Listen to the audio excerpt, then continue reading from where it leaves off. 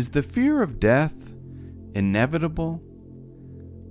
In the classic Denial of Death, Ernest Becker stressed, "The idea of death, the fear of it, haunts the human animal like nothing else.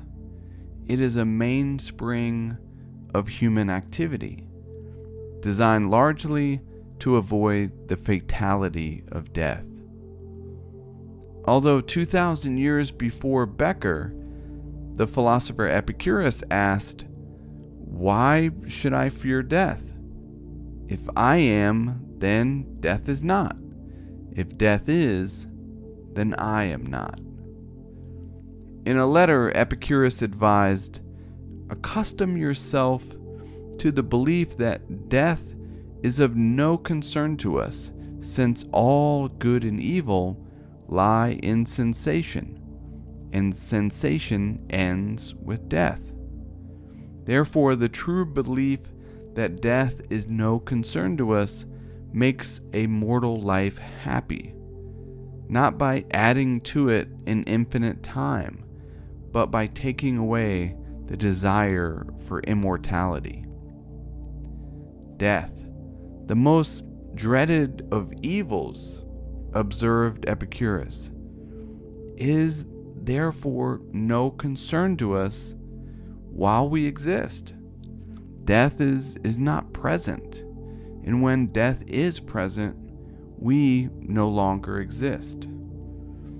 In an interview with John Sellers on In Search of Wisdom, he explained, "Epicurus's argument that death ought to be of no concern to us were repeated by Lucretius.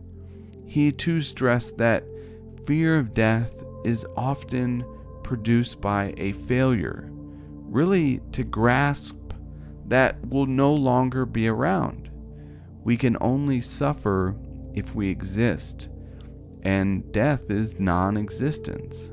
Similarly, in a letter titled "An Epicurean on His Deathbed," Seneca urged Lucilius to remember, "Philosophy enables a person to be cheerful within the sight of death, brave and cheerful no matter what condition his body is in, not giving up just because the body is giving out.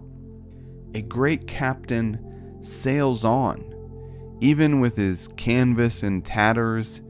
Even if he has scrapped the ship's equipment, he keeps the remnants of his vessel on course." Epicurus believed that we overcome our fear of death through the study of philosophy as therapy for life. He wrote that people suffer from a common disease with false notions. In the opening lines of a letter, Epicurus wrote, "No one should postpone the study of philosophy when he is young, nor should he be weary of it when he becomes mature, because the search for mental health is never untimely or out of season." To quote Epicurus, "The art of living well and dying well are one."